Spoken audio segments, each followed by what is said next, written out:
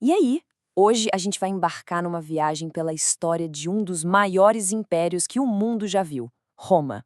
A gente vai ver como ele se tornou essa potência toda, seu auge, as crises e, claro, a sua queda monumental. É uma história de poder, de paz e de guerra que simplesmente moldou o nosso mundo. E para começar, vamos direto para uma das maiores, se não a maior ironia da história. Imagina só, este lugar, o Coliseu, foi palco da morte de milhares de cristãos perseguidos pelo Império. Mas, séculos depois, esse mesmo império se tornaria o centro do cristianismo mundial. Como é que pode uma coisa dessas? É o que a gente vai desvendar agora. Então, o ponto de virada é esse aqui, em 27 a.C. É o momento em que a República Romana, com toda aquela história de senadores, debates e votações, chega ao fim. E no lugar dela nasce uma forma de governo totalmente nova, o Império, com um homem só no comando de tudo. Ok, vamos entender bem isso aqui. A subida do Otaviano ao poder não foi assim na base da conversa, sabe? Foi uma imposição, uma tomada de poder mesmo. Pensa bem, o cara tinha um exército com mais de 300 mil homens. Ele não estava pedindo permissão para o Senado, ele estava mandando. E ele foi muito esperto, fez isso de um jeito bem metódico, minando a República por dentro. Ele obrigou o Senado a dar para ele todos os títulos importantes. Ele virou o primeiro senador para controlar a discussão, o imperador para ser chefe do exército, o tribuno da plebe para ter o apoio do povo sem precisar dos nobres e o procônsul para mandar nas provúncias. Resumindo, todo o poder que era dividido, ele pegou para si.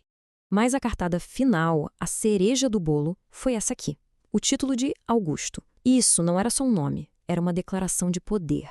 Significava o divino, ou seja, ele era um escolhido dos deuses. E aí, já era. Se a vontade dele é a vontade divina, quem é que vai discutir? Ali, a república morreu de vez. Só que título não segura ninguém no poder, né? Augusto era pragmático. Por um lado, ele eliminou sem dó qualquer um que pudesse ser uma ameaça. Por outro, ele conquistou o povo. Distribuiu comida, perdoou dívidas de agricultores, tirou senadores corruptos. Foi essa combinação de força e populismo que cimentou o poder dele. E com todo esse poder concentrado, Roma entrou na sua era de ouro. Foi um período de estabilidade e de uma grandeza que nunca tinha se visto antes. O auge absoluto do poder imperial. Esse período ficou conhecido como a Pax Romana. E olha o tempo que isso durou. Quase 200 anos de uma paz relativa, onde o comércio bombava e as fronteiras estavam seguras. O império nunca tinha sido tão gigante e, ao mesmo tempo, tão estável. Mas como é que se mantinha paz com tanta gente morando nas cidades, muitas vezes em condições bem ruins? A resposta está nessa famosa frase em latim que todo mundo já ouviu falar. A política do pão e circo era simplesmente genial. O governo dava comida de graça e promovia espetáculos gigantescos, como as lutas de gladiadores, para a galera se distrair. A lógica era simples, né? De barriga cheia e com a cabeça ocupada, o povo não ia arrumar confusão. Só que, como a gente sabe, nenhuma era de ouro dura para sempre. E agora, a gente entra numa fase bem mais sombria da história. Um período em que aquele império que parecia invencível começou a mostrar umas rachaduras bem profundas. Olha só o contraste, é gritante. De um lado, o Alto Império, política estável, fronteiras seguras, cidades crescendo. Do outro, a crise do século III, o caos total.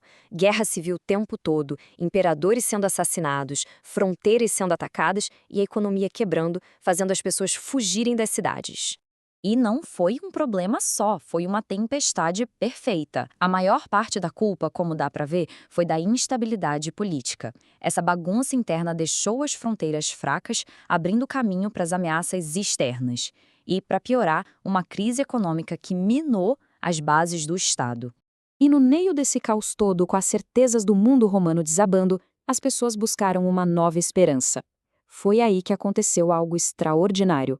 A religião que Roma tentou esmagar por séculos, o cristianismo, não só sobreviveu, como virou o jogo. A velocidade da mudança é absurda, de perseguidos a tolerados e, em menos de 70 anos, religião oficial do império. Com o império já enfraquecido, dividido e com uma nova religião, a gente entra no capítulo final. Vamos ver as tentativas desesperadas de salvar o que restava e o colapso que, a essa altura, já parecia inevitável. Vários imperadores tentaram reformas drásticas. Diocleciano dividiu o poder em 4 para ver se facilitava. Constantino mudou a capital para um lugar mais estratégico. E no fim, Teodósio oficializou a separação. Um império no Ocidente, outro no Oriente. Mas essas medidas só adiaram o fim. Depois da divisão, a coisa desandou de vez, e bem rápido. Em 410 aconteceu o impensável. A própria cidade de Roma foi invadida e saqueada. O choque foi imenso. E poucas décadas depois, em 476, veio o golpe de misericórdia. E o ato final foi quase sem graça.